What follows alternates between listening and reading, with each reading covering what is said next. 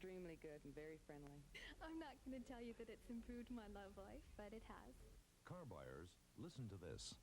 I bought a Ford Escort, and needless to say, the thing goes like a bat out of hell. I was treated just excellent, really excellent by the salesman. Helpful salesman. I was treated very graciously. Very helpful. Brown Brothers Ford, 42nd and West Boulevard. BCTV, we're giving it all we got.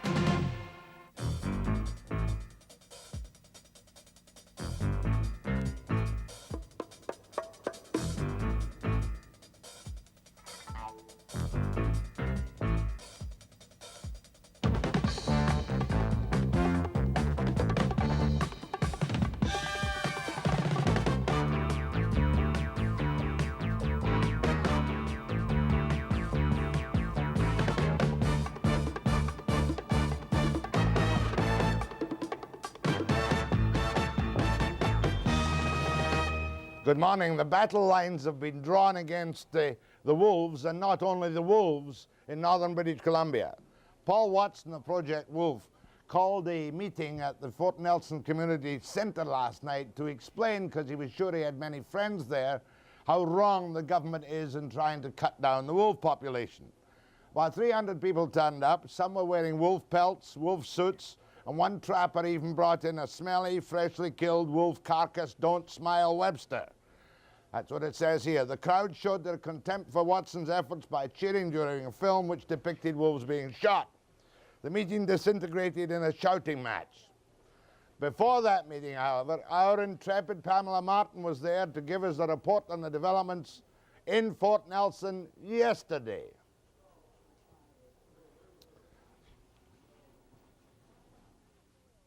Imperial Oil has swiftly changed the fortunes of Project Wolf in Fort Nelson. This local SO agent at the airport was ordered by his head office to sell the protesters aircraft fuel against his will. So their chartered plane was rechartered out of Victoria, and the anti-wolf kill campaign is back on track. Today the protesters head into the woods in search of government wolf killers. So we have more people coming up. That's what I heard. The plane's coming in about 5 o'clock, 6 o'clock. Meanwhile, all but 3 of the protesters have moved 10 kilometers out of town and set up camp. This is private property, offered by its owners, who are sympathetic to the Project Wolf cause. Once we arrived in town, they got a hold of us and saw that we needed a place to stay and offered the land. That was last night. So slowly people are coming to you who do support your cause. Very much so. It's so encouraging. You know, after the first reports we had of a total boycott of our presence, and now it's emerging that there are quite a few people. Maybe initially they weren't willing to come forth, but now they're starting to, and it's really good. But they're not being that vocal yet. Not yet. I think maybe by the time we have our first public meeting tonight, we'll get a much better assessment of the people here. But there was little local support offered on this open-line radio show. My interpretation of you is that you thrive on total sensationalism, on reporting and whatnot. And anyway, I just think that if all the CBC reporters packed up their gear, all the reporters that are here, and went home, that you'd go out and fly around for a while and spend your $10,000 and you'd be gone too, and the whole town would be rid of a problem. Maybe so, sir, but we've accomplished a lot of things in the past, and a lot of things we've accomplished without the aid of the media. We would all be a lot better off here in Fort Nelson if you were to just fly out your $10,000 that you got here, look over the country, you'll find it's quite vast, and take your bags and go home. Well, I'm sorry, sir, but the wolves do not belong to you, nor do they belong to the people in Fort Nelson. They belong to not only the people in British Columbia, they belong to people throughout the world. The wolf has been eliminated throughout its natural habitat throughout the world. This is the last stand for the wolf, and we intend to make sure that the wolf survives here in British Columbia and in Alaska. And if it's about time that somebody took an aggressive stand to protect this animal, which over the centuries has been very much maligned. Good afternoon, Open Line. Yes, I was wondering if Mr. Watson was going to come back this spring to save mosquitoes. No, I think you're being ridiculous, ma'am.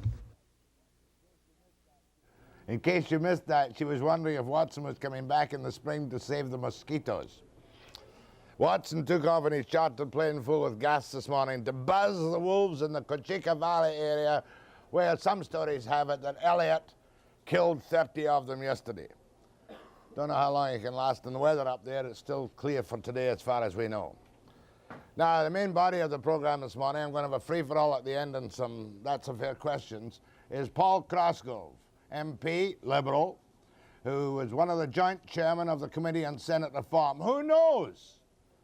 Maybe we shouldn't just lock the door, throw them out, pay them off, and shut it down. Paul Cosgrove has the information on this. Oh, and something else this morning.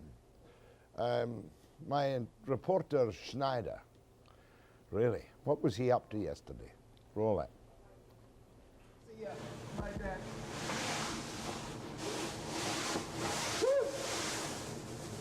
Yeah, I'm not going to tell you what it is till later.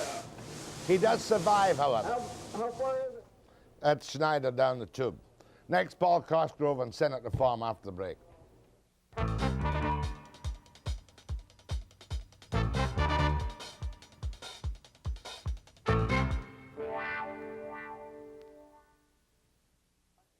For 6 months, the Joint Committee of the Senate and the House in Ottawa laboured over a proposal for Senate reform. Now, you and I know perfectly well that we don't really care that much about the Senate on the face of it. We know it's a place where all the old party hacks go to their reward and their retirement, dropping off comfortably in that nice, warm, comfortable chamber. And we know as political cynics that Mulroney doesn't want to change it because there are 13 vacancies or 12 vacancies at the moment, and he's got some place to put his has-beens when he wins the government. But let's try and look at it in a slightly less political nature with Paul Cosgrove, the chairman of the Joint Committee. First of all, Mr. Cosgrove, did you people face up to the undoubted lack of interest and cynicism about the function of the Senate since, the last 60 or 70 years? And what were these points of cynicism and disinterest and scorn heaped on the Senate before your committee, probably? Jack, we did, because we went to every province in Canada and we advertised to people if they wanted to express a view to come and talk to us. A lot of people came and they told you. and they told us. But they did tell us that the people in Eastern and Western Canada want a voice in Ottawa, and they want a better voice in Ottawa, and therefore they want senators who represent them in Ottawa, and they want more of them. But we have no voice in Ottawa except for one non-elected senator who happens to be a very powerful man by the name of Austin. And you people, the Liberals, tell us we're represented by our unelected senators. You don't accept that, do you? No, the committee doesn't accept it. There were 10 MPs on the committee, some Liberals, some Conservatives, and those Liberals and those Conservative members on this committee said, no, that's not so. You need more voices in Ottawa from the Western provinces. You need more voices from the Maritimes because Ontario and Quebec are comfortable. They have the large majority of people. They have the largest number of MPs. They have the largest number of senators. After 100 years, the thing's out of tilt and it should be put back in perspective. What were the basic complaints, though, apart from the fact that of the partisan appointment, the nature of the appointments being so blatantly in the main partisan? Well, Jack, the Senate originally, at Confederation, we have a country, because at Confederation, people in Eastern Canada, Lower Canada, said, all right, Ontario and Quebec can have their commons, providing there is a second chamber, and there is in every other democratic federation in the world. We have another chamber that looks over the shoulder of the House of Commons, and we have equal representation there. Even though we only have a few 100,000 people, we have equal representation, and we can keep an eye on what goes in the House of Commons. So the Senate, originally and today, has the power that the House of Commons has, but it hasn't used it. Why hasn't it used it?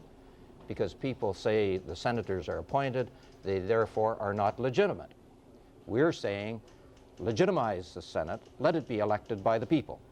Right as of this very moment, though, PEI, as I recall, had 4 senators. Yes. What does British Columbia have in total? 6. 6. PEI, whom you could put in a downtown covered stadium, has 4 senators. Yes, that's and right. And we have 6. That's right. But how many does Ontario and Quebec have? 24 each.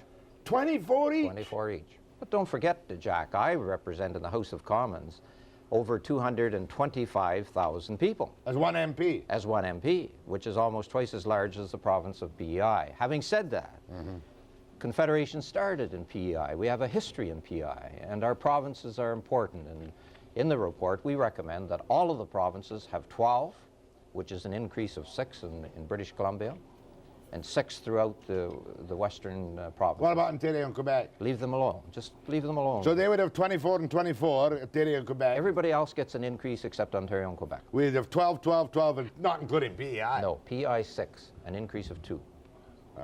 That would give us 144 in the Senate. 144 compared to 104 at the present time. All right, now, at the moment, just so we can get it clear, does the present lethargic Senate have a total, can it defeat legislation in the House of Commons? Yes, it can totally wipe it out. Wipe it out, yes. But they don't use it. They haven't done it in maybe 20 years, and prior to that, I think another 20 years. Because if they did it, the country would rise up in revolt and wipe them out. Of course it would. Of course it would. So what's your recommendation? You had a number of options, first of all, did you not? I remember old W.A.C. Bennett wanted, as I recall, the senators to be nominated by the provincial government and change when a provincial government changed. Was that one you considered? Yes, a lot of the provinces through the years have said, look, we're not getting our representation in Ottawa, so we want the power to appoint people to go into the Senate. And it's done in other places. In Germany, in the Bundesrat, it's done. So a lot of the provinces have said that, except a number of them have changed their minds, and that's because the people are saying, we don't want any politicians to appoint the senators to represent us. We want to elect the senators directly. So in that case, you reject this proposition, don't you, whereby a provincial premier or cabinet would appoint senators, and these senators would vote as told by the provincial premier? Well, the people have rejected that, and Jack, we reject it too, because in effect what you're doing is sending a provincial representative to the federal government. The federal government's got a job to do for things from coast to coast, and that's a different perspective than each individual province. So we say federal government, federal Senate should look after federal responsibilities. If you want intergovernmental things, let the Premier and the Prime Minister in their intergovernmental affairs do that, but don't change the Senate to do that. So what did the majority, I presume you didn't have a unanimous report, did you? We had a unanimous report on that issue. And what did you plump for as to how senators would get into this cozy chamber? Election. It was just a very, very strong election, with the exception of one person. Who's that one? 17 out of 18 said elected. Oh, 17 out of 18 said election? Yes. For what term? 9 years. Oh, 9 years. Yes. That's too long. Well, that's, Jack, that's much better than age 75, which they have now. Especially when you appoint them at 41, when they've been twice defeated by running for the Libs or the Tories. Right? And it's 6 years in the United States. It's 6 years in... Why did you pick 9? We picked 9 because it's handy. We say 9 years, but elections every 3 years. 1/3 of the Senate elected every 3 years, so that you have a continuous turnover. Oh, like so you've got new people coming in. Some municipalities where they elect a half every 3 years or something. Well, you say municipal councils are closer to people. We want the Senate to be closer to people, and so we say elections every 3 years, continual turnover. So if you were doing that, is there any probability of this coming into being at all within the foreseeable future? Well, that's going to take the government of Canada, and you said to Mr. Mulroney, the opposition are going to have something to say about it. The Prime Minister and the government will have something to say about it, and the provinces will have something to say about it. But we took last year, and we listened to the people in Canada, and the strongest medicine or impetus to get this elected is to have people tell their politicians they want it to happen. Can it happen? Yes. The Prime Minister will be meeting with the premiers this spring. It could happen then. Now, how would you dispose of the old gents in the club, though? I mean, are we going to have to give these people index pay? I mean, supposing I'm 42 in the Senate, or 52 in the Senate, do you recommend that I stay on the payroll forever until I die? Well, Jack, no matter what... if you get rid of them? No matter what company you're in, whether it's the government company or whether it's a large company or most companies, you make a contribution out of your own wages, your employer makes a contribution. So those pension plans will continue no matter what. Those benefits will continue no matter what. But there does have to be an arrangement. Because these people were constitutionally appointed and they were told it was a lifetime appointment. Can the Senate... We're changing the rules midway through the game. Can the present Senate stall any changes? No, they can't, and I suspect that may be one of the reasons why so many senators recognize change as inevitable. They can't stall? No, they can't. As of the Constitution change last year, they can't stall. More with Paul Cosgrove on the recommended Senate appointments, unanimous to 17 to 18. Yeah. All Tories and Liberals voted for it. Yes. Who knows what the leaders want to do, however, after the break.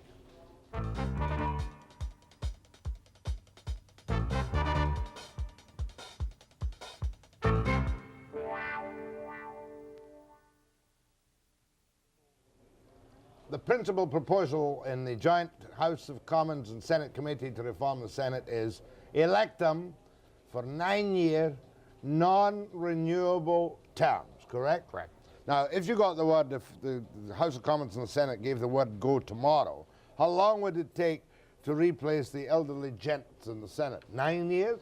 We recommend 9 years, Jack. We recommend that the election be as, 1/3 every 3 years. The point being that you'll have some people there with some experience while the election goes on.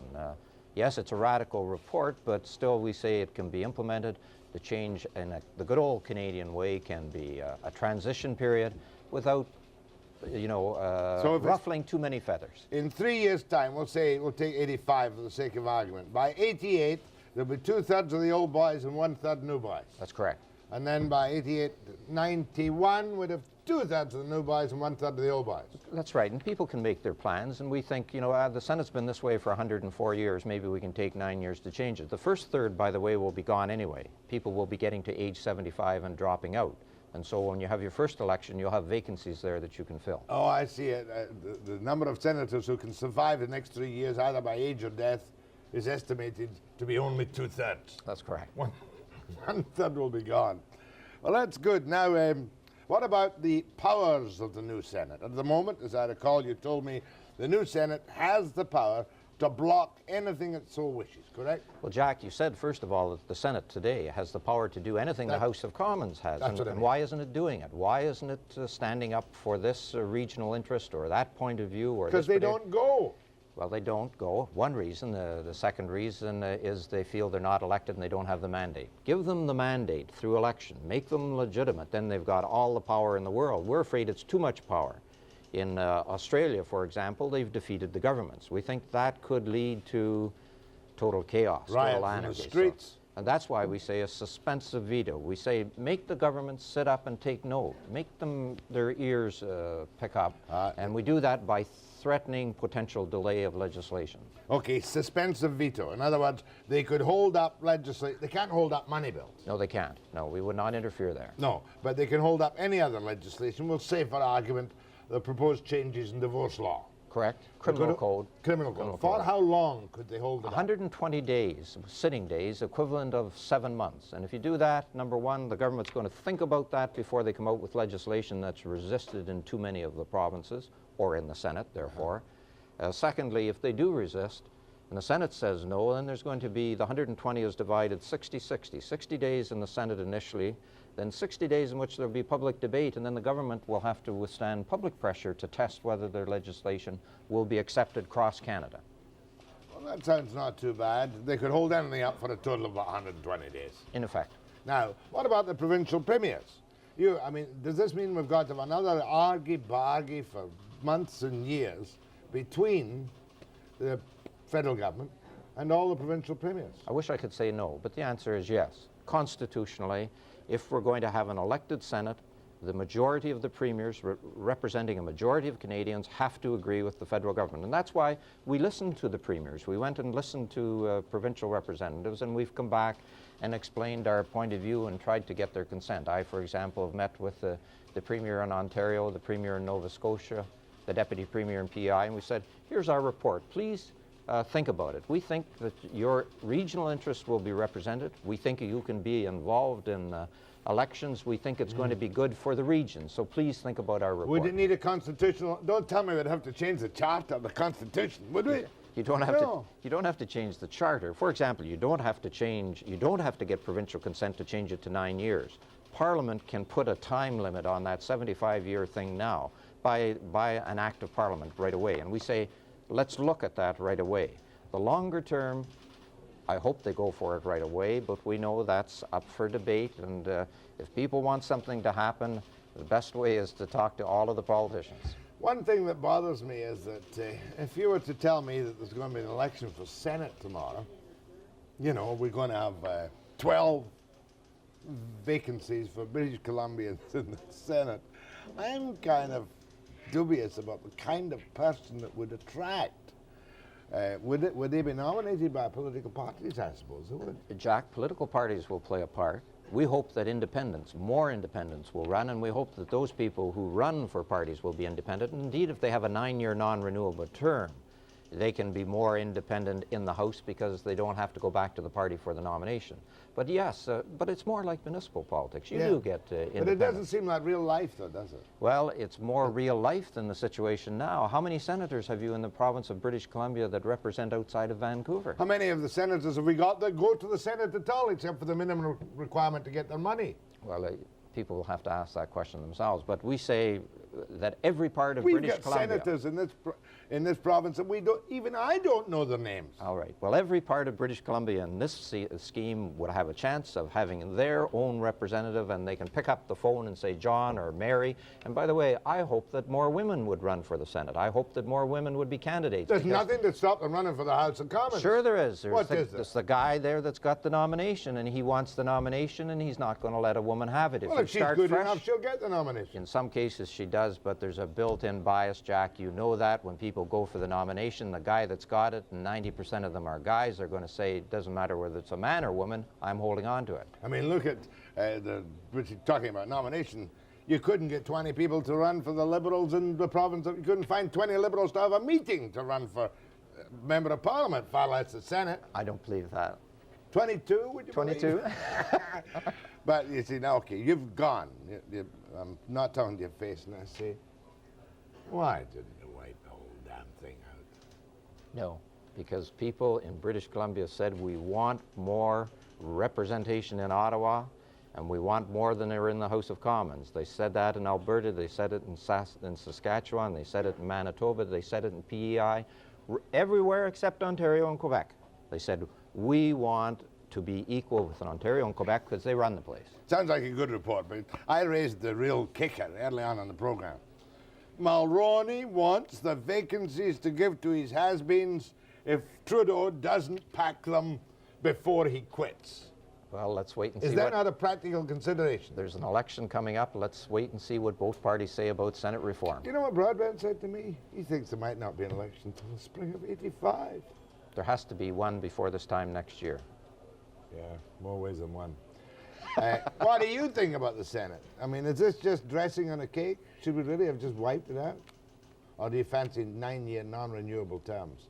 I can give you half a dozen candidates for the Senate right now. Be a good thing for me in my retirement. After the break.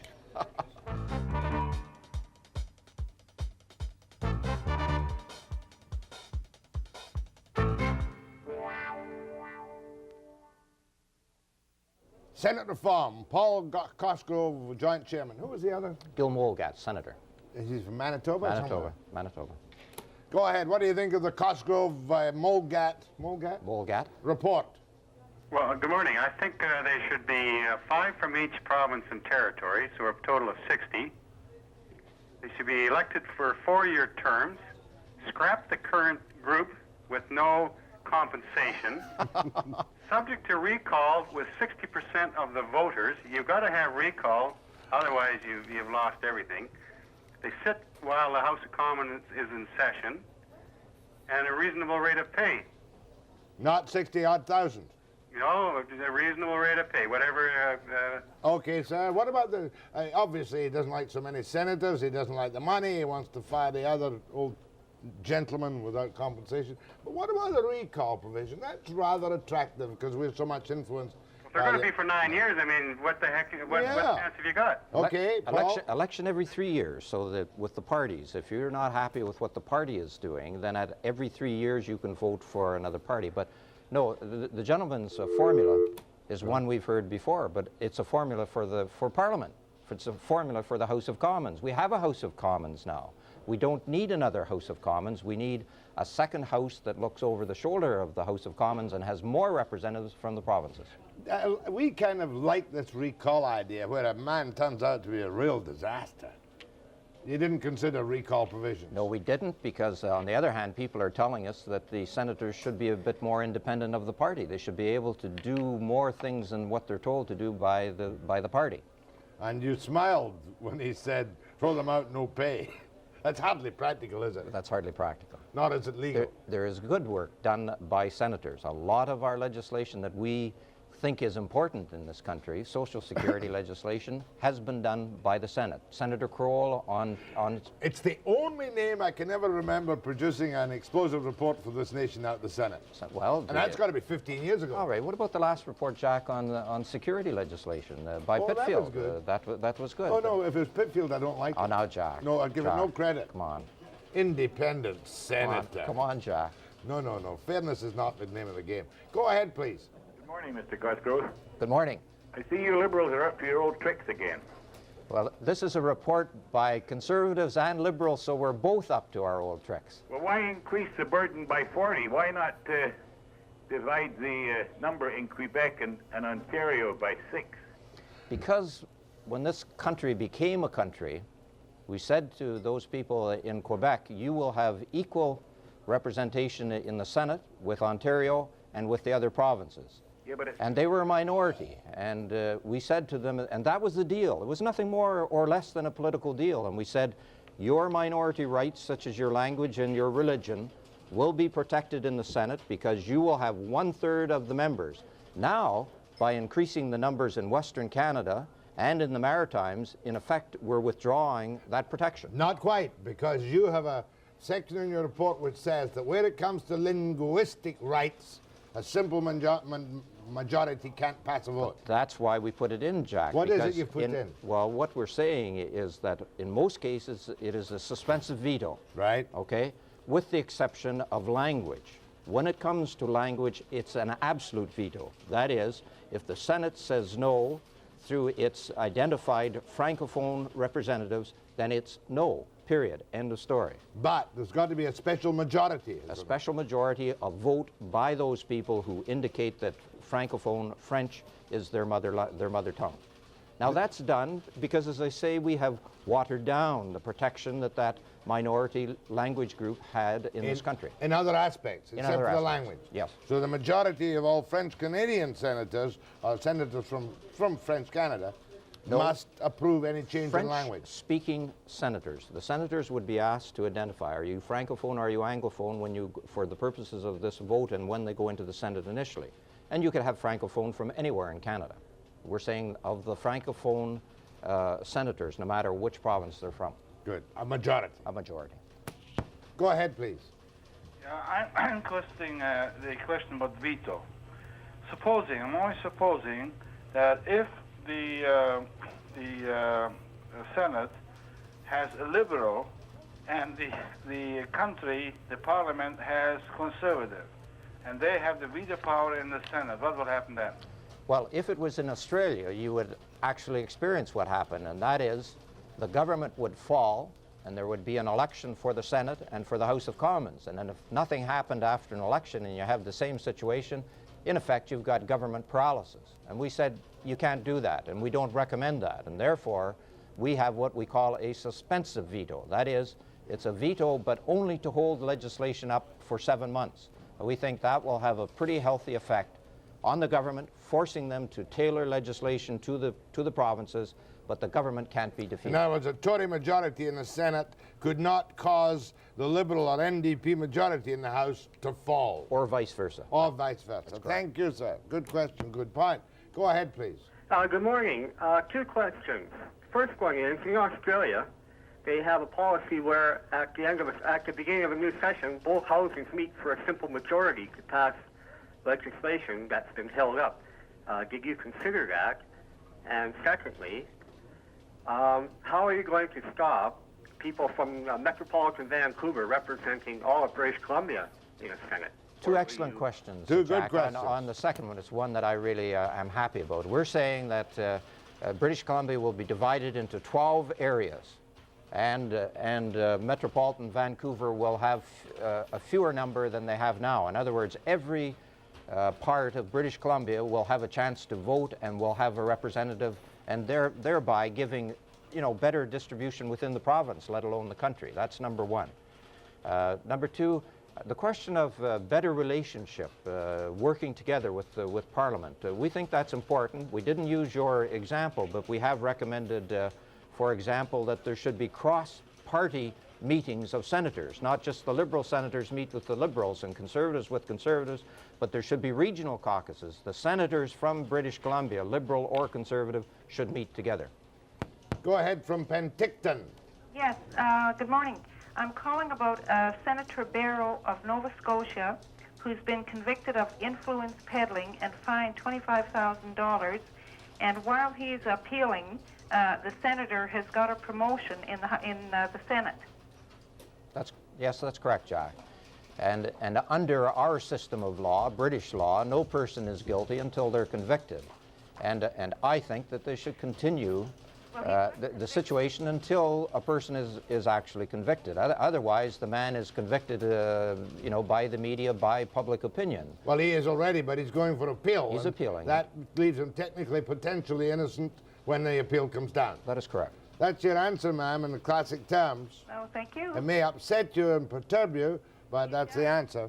And you got to go along with that, I think. Go ahead from Ashcroft. Yes, go ahead. This is Mr. Cosgrove. Yes, sir. Can you tell me how many senators are going to be retiring in the next 3 years who would be conservatives compared to liberals? As you know, the Progressive Conservative Party haven't been in power for some time, except for a short time when Joe Clark was there. And he didn't have time to appoint many senators, so most of the retiring senators would probably be conservatives. So therefore, the Senate would be basically a liberal. Hold Senate. on, I've got your question. I don't know if that applies. No, it doesn't apply. When an election is held, the Liberals will run presumably candidates in every Senate seat, as will the Conservatives, and the people will say this time whether they should go Conservative or Liberal. Another segment with Paul Cosgrove, Joint Chairman of the Senate Commons Committee on Reform of that honoured and ancient establishment after the break.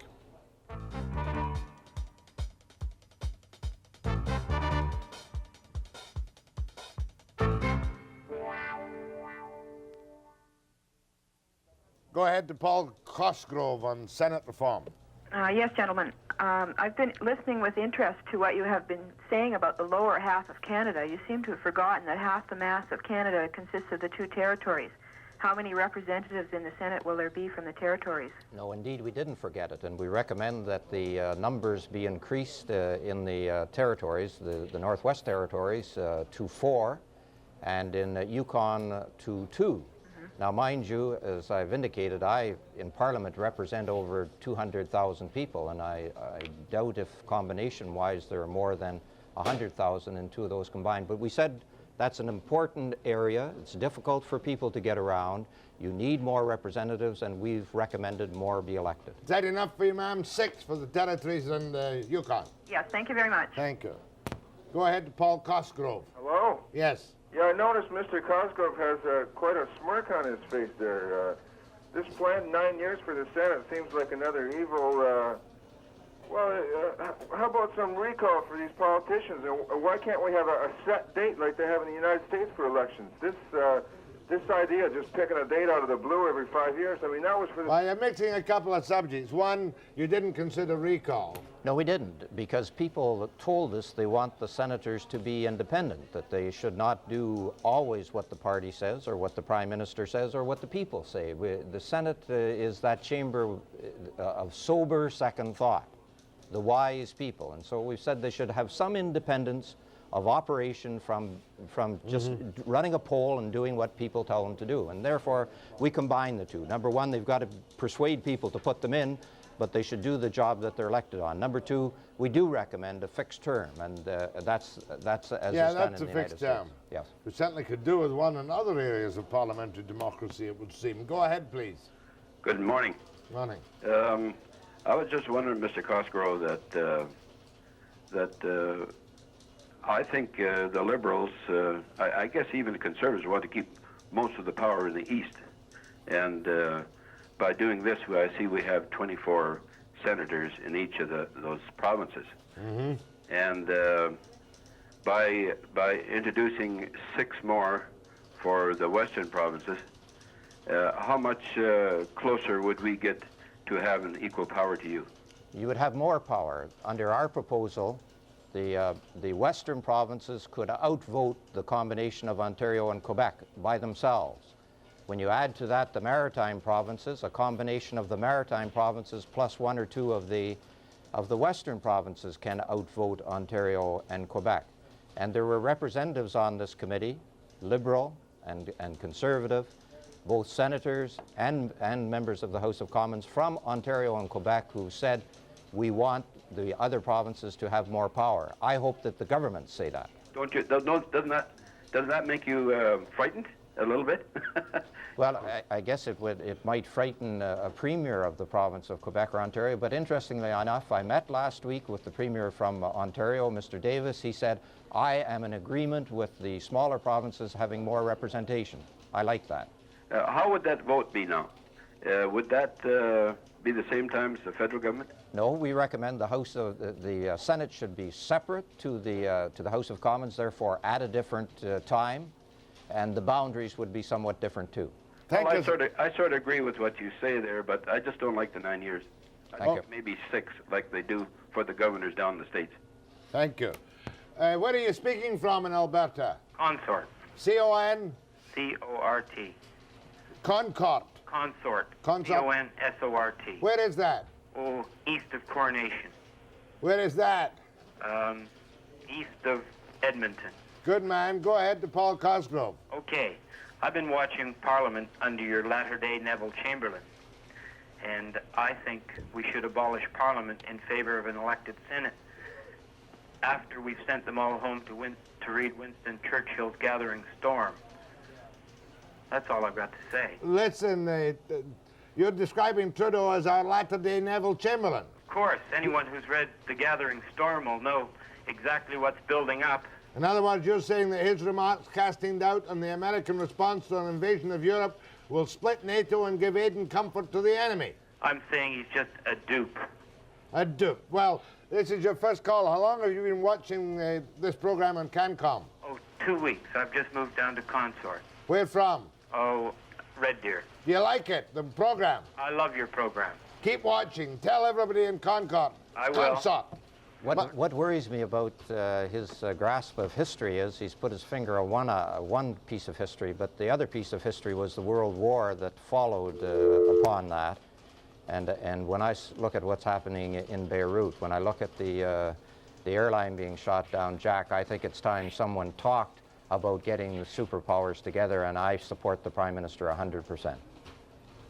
Well, as long as we, Canada, talked in private at the NATO meetings as bluntly as the Prime Minister is talking in public, and that I have my doubts.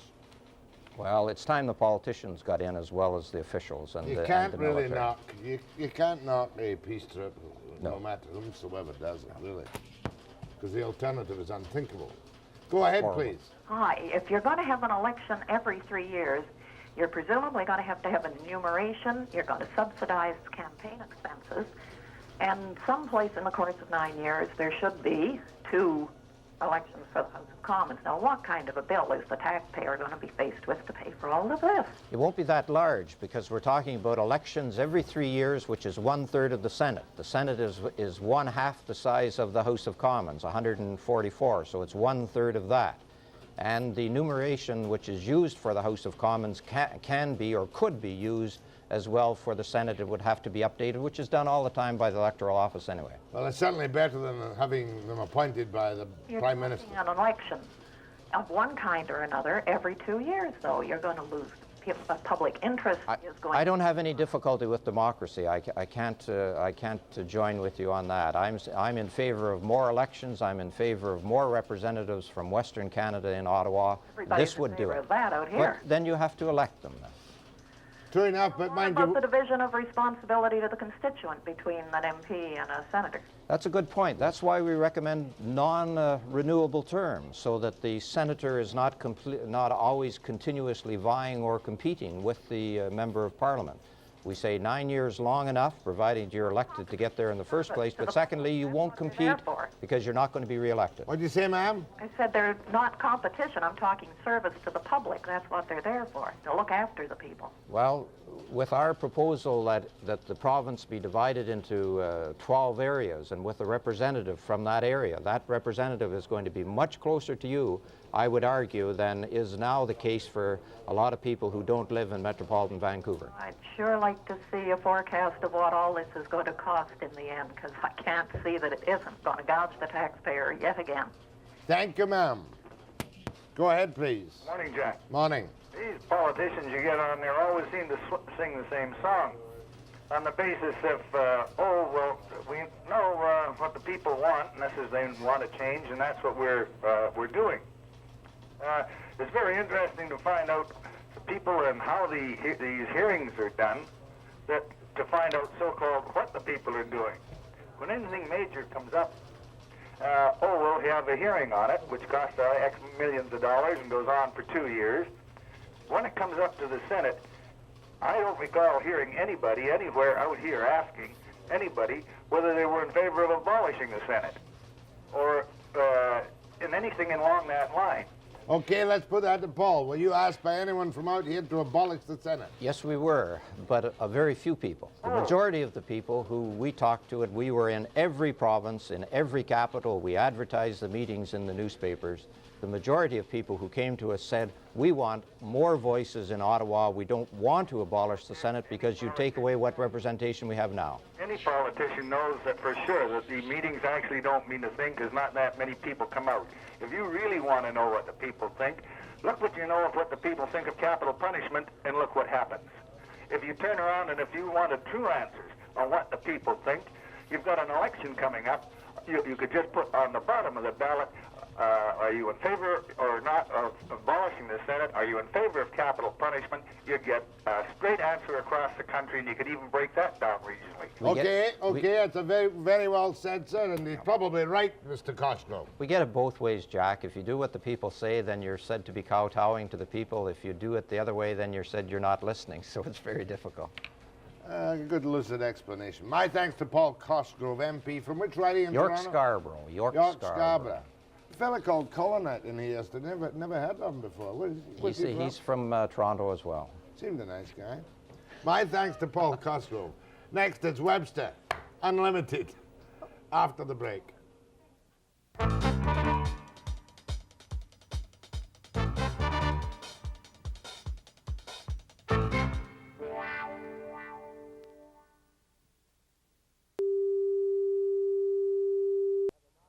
Harry Rankin and I had an argument the other day about how high fire ladders go in apartment blocks. I said 12, he said 7. I was right, 12, not 7. But my intrepid reporter Schneider has an answer to all these problems. Jack, you may remember your argument you had with Alderman Harry Rankin about how safe it is to live in Vancouver high-rises. Harry Rankin said that ladders can only go 7 stories high. You thought they could go 12. Well, Graham Charlton has this invention here that may make it irrelevant how high you go. This is an escape ladder of some sort, is that right? It's an escape chute. It's a simple tube. Why don't you explain how this thing works? Okay, all you have to do is deploy it over a balcony railing or a window ledge. On the outside of a building? On the outside of a building. Hop in and lift your knees, push with your hands, and you're on the way down, such as my daughter is doing right now. This is your daughter in there? This is my 7-year-old daughter. Oh, she must love having to do this sort of thing. Now, why doesn't she just come straight down and make scrambled eggs on the floor? Because of the way the tube is manufactured. It's 55 inches of material reduced to 17 inches with 3-inch nylon strapping, which, as you can see, expands. How is that? You must hate your dad for making you do this. No. And here's the other one. This is my second daughter, who's 9 years of age. And it's just the knees? Knees. And elbows. And you just spread yourself out. Correct. And you don't fall. Don't fall. Well, suppose somebody freaks out. I mean, if this is a fire, you can assume that some people are going to just be out of control when they get inside this thing. What happens if they just, go like a bullet and just... It's an education process. If that was the case, a fire department personnel would be at the bottom of the slide, pinching it off. The air that's formed inside the slide as the person descends is sufficient to stop them. Like a piston in a cylinder? Correct. Okay. I'll have to take your word on it, but this thing's fabric. Want to try it? Okay, first of all, what happens if it burns? Well, this is completely fire retardant, and the chances of it burning while you're evacuating are almost impossible. Why is that? I mean, it's going to burn at some point. Eventually it will, but for the time, it takes 26 minutes at 1600 degrees Fahrenheit to incinerate this material in the way it is. And you can hang this off a 20-story building or something like that? We can hang it higher than 20 stories, but right now... This is how high? This is 2 stories. Well, why don't you go up and show me how it's done? Why don't you try it, Mark? Okie doke. I'll give it a try. Want to show me how? Sure. Just go through the curtain. I'll wait for you here. Okay. Graham. Hi. That's 15 feet. 15 feet, huh? And I just get in? Get in. You don't have to take your jacket off, but you may. Okay, well, I think I will. Okay, I'll catch you. Okay, I just put my legs in, right? Put your legs in. And now you think that this piston principle is going to work in case I freak out, right? Absolutely. Okay. Okay. You bet. Lift your knees. Push with your hands in front of your face. Okay. See ya. Like that. Woo! Ah. Boy, you can still feel the wind.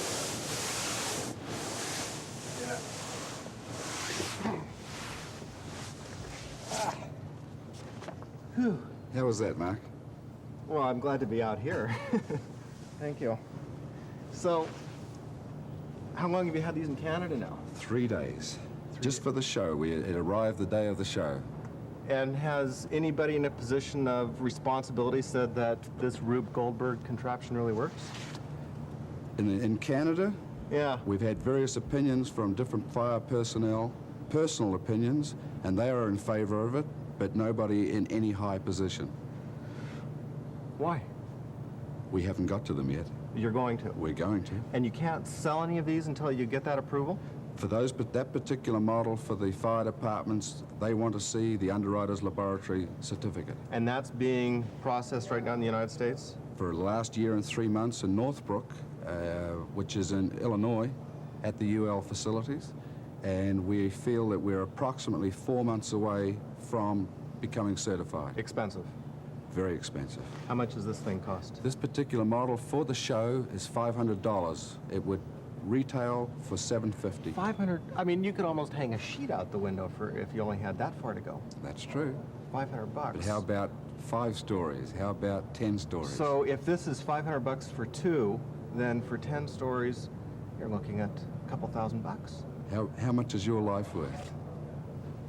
Well, I don't know. Jack makes me do these things. You get to wonder how much your life is worth. Anyway, thank you, Graham. I'll try to get Jack here and maybe Harry Rankin to try it out as well. That's not a bad idea. Where is this thing? It's at the Home and Garden Show at the P&E right now. Open till when? Sunday, and then that's it. Now, listen, that's 15 feet. He said 10 stories. Is that the maximum?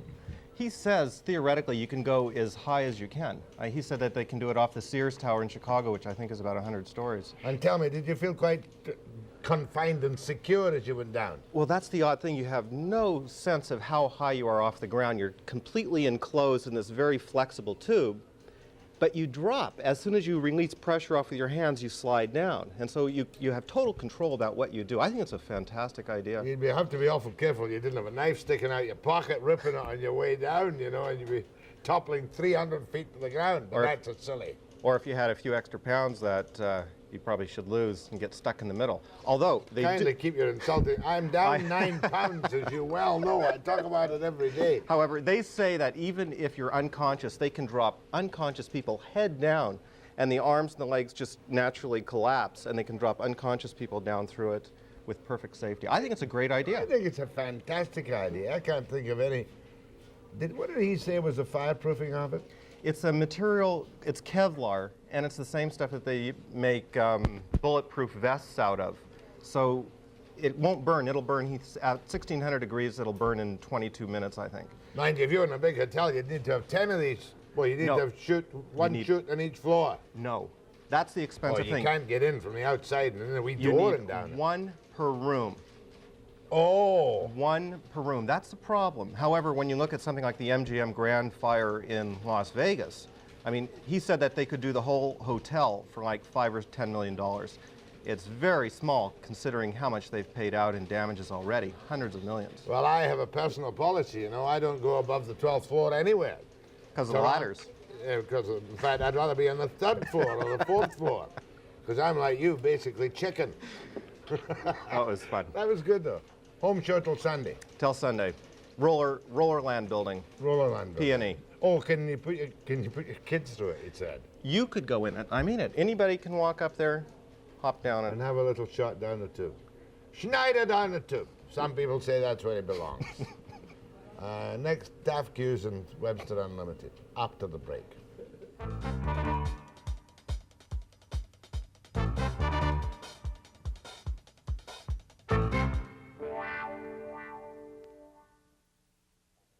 I don't know if I've got a twisted sense of humor or not, but really I had a good laugh when I saw what Rankin and his worship Mike Harcourt were on about yesterday.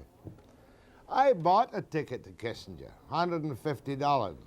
Kissinger, the big American shot, is coming here February 22nd to speak for a perfectly legitimate group, the Junior League, who are raising money for an Arts and Sciences Technology Center, and it's perfectly valid. And what do they do up at City Council? Well, we're a nuclear-free zone.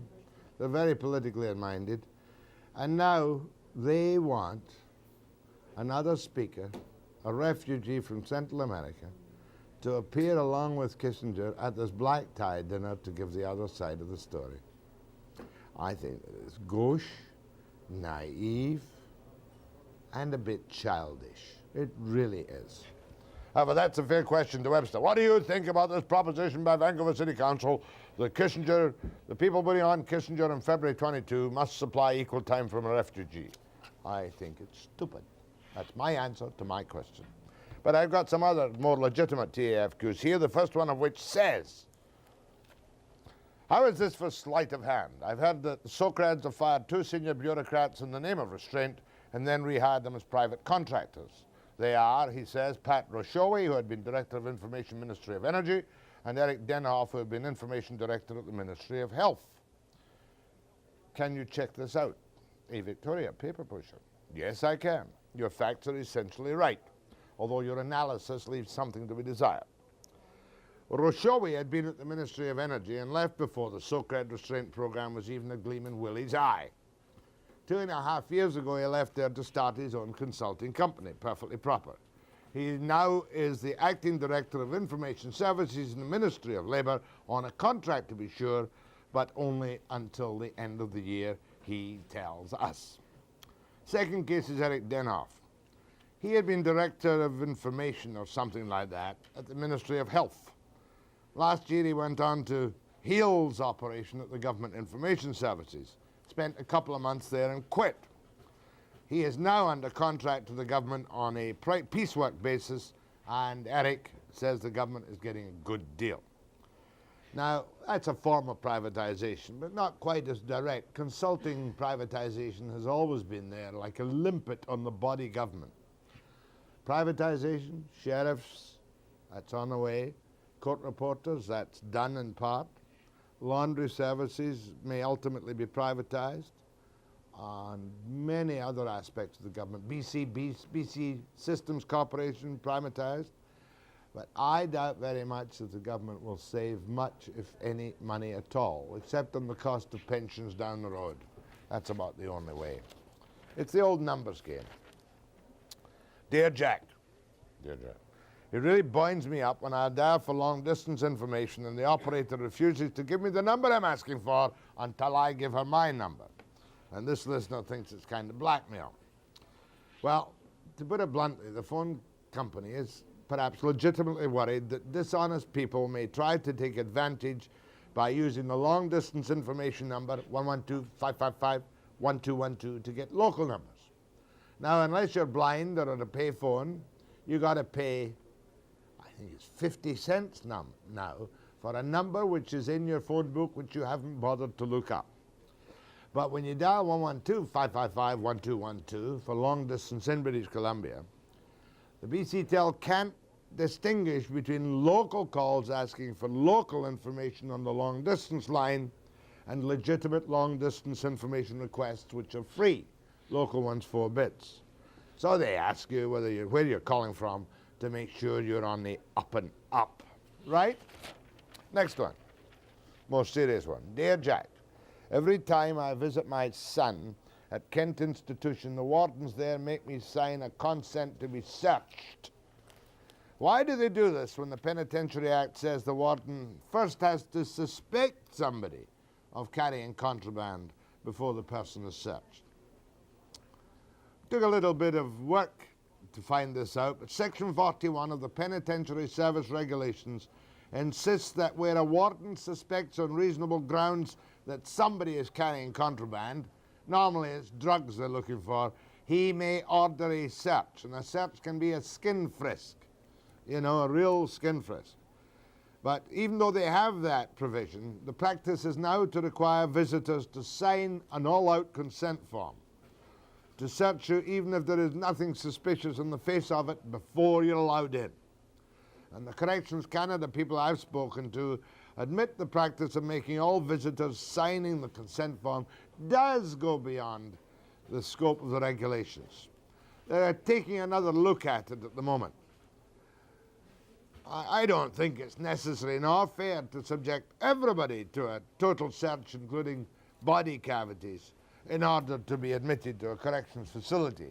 But I am the first to agree and understand that one of the principal ways of getting drugs into our drug-ridden institutions is by hiding them in body cavities, if not merely on the person and clothing. That's TAFQs. I like these TAFQs. Maybe we don't do enough of them. Maybe you can tell me if we don't. Break. Go to some letters and a free-for-all.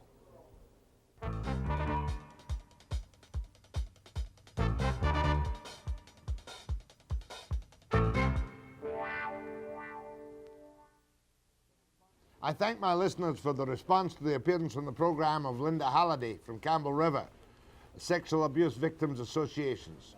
She is a most effective public proponent of tackling this problem of sexual abuse, especially involving children, straight up and out front. And thank you again for sending monies to buy her book and donations to SAVA. I can assure you it will be well used. First letter. I hope Linda Halliday will be on again soon. I am 14 years old. It is important for every community to be aware that sexual abuse does happen and that victims need lots of help. I hope the government will soon realize that Linda and Sava need money to continue to help victims. Next letter. Please, please, please have Linda Halliday on your show again. As a sponsor who works with parents who are abusing or have the potential to abuse their children, I have found that 80% of the women themselves were sexually abused as children. Please help us expose this hidden crime. Help Linda get funding for this most needed social service so innocent children will not be forced to pay the price. From the Parents in Crisis Society in Victoria. Political suggestion coming up next is one that I've always advocated myself. Let's do away with party politics and elect the best person from a riding and then have them go to Ottawa and choose a chairman from all the backbenchers. The backbenchers would have control and truly represent the people. They could always remove a bad chairman from White Rock. That's the truth, of course. I prefer that to this business of delegates selecting a party leader on the basis of his personal charisma and merchandising qualities and values. A criticism of Webster. I get many. I only give you the nicer ones. Your expertise with some of your guests is at times harsh, so much so that I am embarrassed for them. I am sure this worries you a little. Other people have a right to live their way too, as long as it does not abuse their neighbor or break the laws. We are supposed to be a democracy, and the opinions and wishes of the majority should rule. Do you remember why prohibition was put down? From Port Clements. There are not very many days when I feel I've been unfair to people. If a politician is here, he's a big boy. And if he can't stand the heat, he can get out of the toilet. Or is it the kitchen? One of my favorite people, this is about. I couldn't believe that Barbara Emile could voice our exact feelings about Pierre Trudeau's peace mission. It stinks, and we're paying for it. I knew it was a farce. Great holiday for him, too. I'm amazed Trudeau hasn't dropped Barbara Streisand and tried for Emile, but he'd strike out because she's too smart. Why doesn't he fade away? He is so, my goodness, passé. Do you notice that there's a story out of Oslo that he's been nominated for the Nobel Peace Prize, and that they don't tell you who the nominators are? Remember I had these two debaters on the other day talking about humanism? I enjoyed that. These two debaters were a welcome change from solidarity and the ding-dong battle with Victoria. Maybe this is me. You've not wandered as far from the men of the Covenant as I feared. Were you trying to make something out of your comment on Livingston, the Bible and trade? Livingston had to support himself somehow, and a great job he did too. Need I remind you that St. Paul worked as a tent maker, and even our blessed Lord was a workman and carpenter. The Covenanters were the early Reform group, or rather a stubborn group, who generally finished up in graves in the 14th, 15th centuries in Scotland. A funny letter. You have solved a question which has puzzled me for ages. Why does the Webster dictionary give the pronunciation of new as new, and new, without the K, as new, and Tuesday as Tuesday? Thanks to you, the problem is solved. I heard you say stupid the other day. I also normally say Canolton Canash, but I don't say new. Do I say new? Or do I say new in a proper pronunciation? I don't know.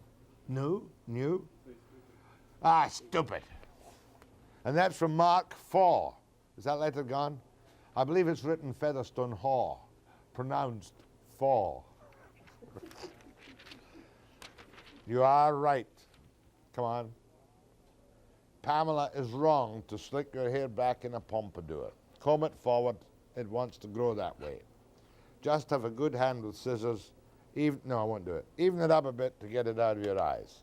I don't agree with your politics always, but as an old radical just immigrated from the States, I do appreciate the more even-handed approach. Eads Smithers. Ex-American friend, you will find that there is a greater democracy and a greater freedom of speech and less pressure from the establishment in this tiny country of Canada than there is in the United States. I can say that without fear of favor. I've done things on the air here over the years in Canada which would have seen the FBI and the CIA chase me down dark alleys and muzzle me one way or another. One of my favorite stories, as a matter of fact, involving the leader of the Communist Party. The devil was his name. The leader. Oh, gosh, it'll come to you in a second. Little guy. And I'm interviewing the leader of the Communist Party in the Ford building at the corner of Main and Hastings. And I say to him in my own intrepid style, tell me, Mr. Tom, tell me, Mr. So-and-so, do the Mounties follow you everywhere you go? And he said to me, you'd be amazed at the amount of public money wasted following me about the country. Everywhere I go, the Mounties are behind me. I said to him, they're not behind you now. He said, yes, they are. Look out of the window, and you will see the secret service car of the RCMP. This is 20 years ago. Its license number is 5T365. And when I went downstairs, there was the RCMP car, 5T365. And I went back to CJOR in those days, and I put it on the air, the number of the Secret Service car following, no, not Cashton, Buck, Tim Buck, around Canada. Just imagine if you put a CIA or an FBI car license plate number on the air in the United States, they'd lock you up. Hey, I'll be back after the break. Free for all.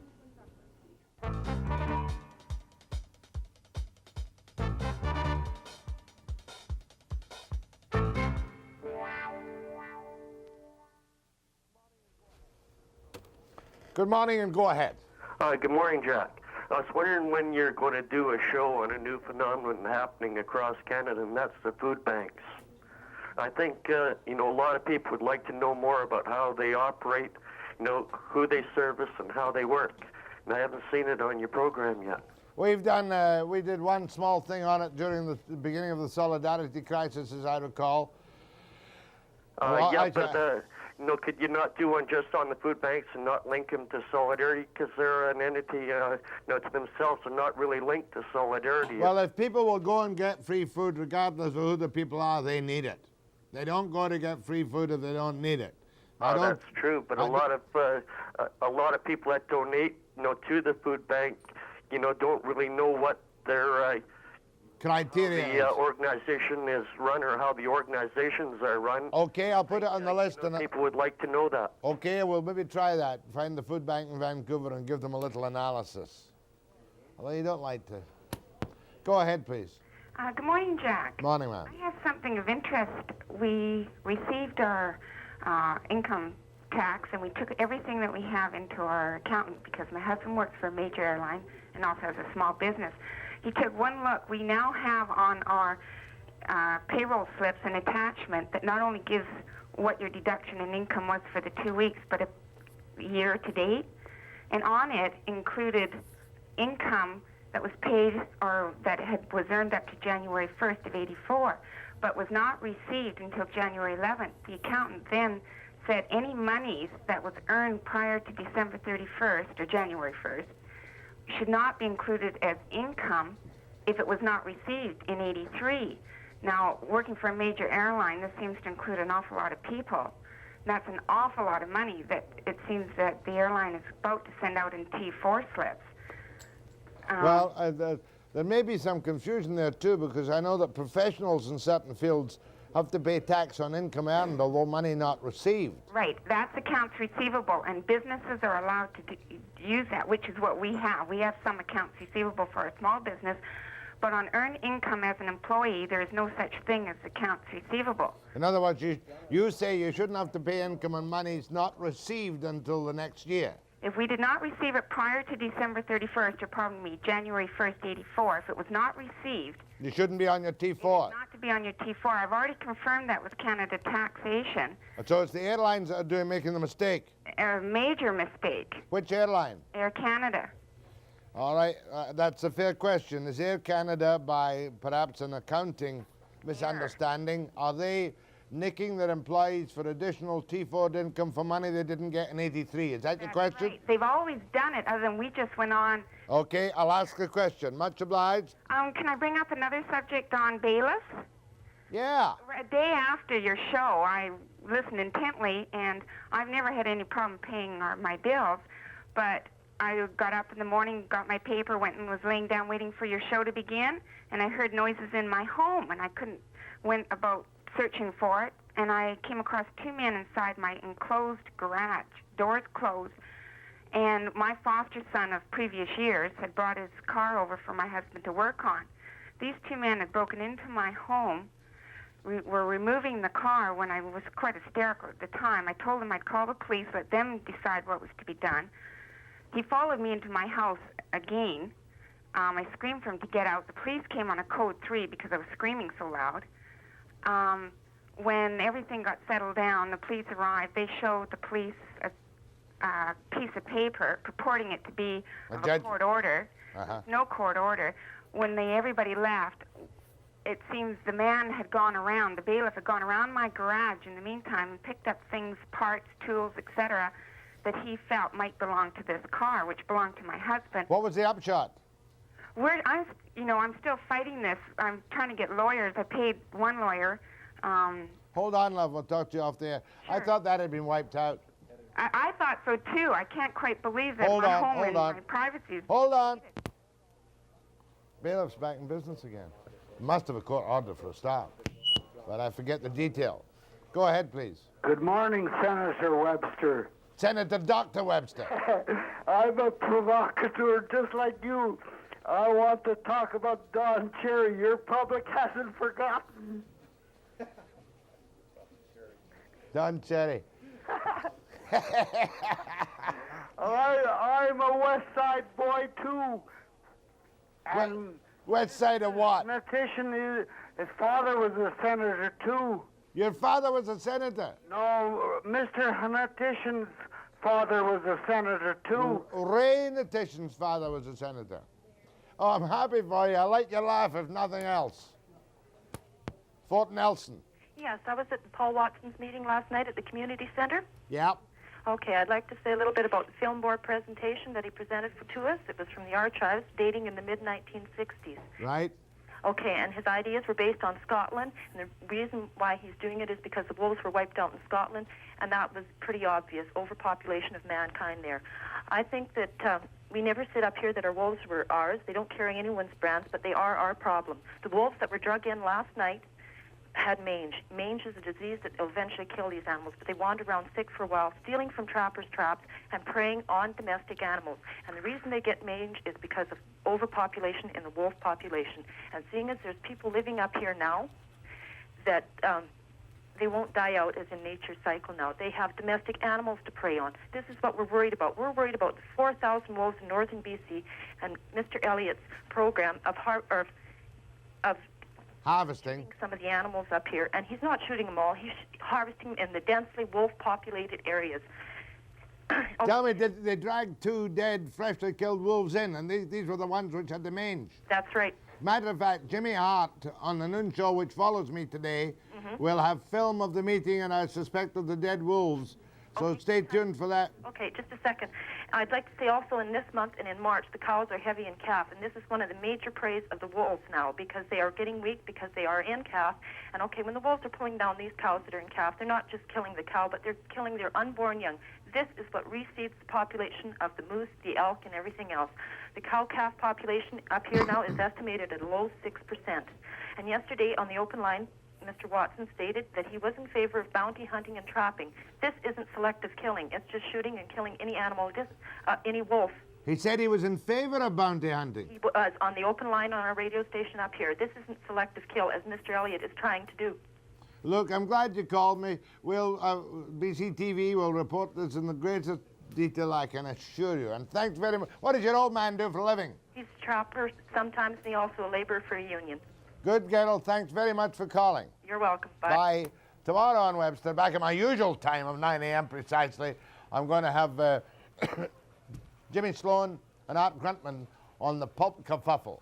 That's with Webster at, thank goodness, 9 a.m. precisely.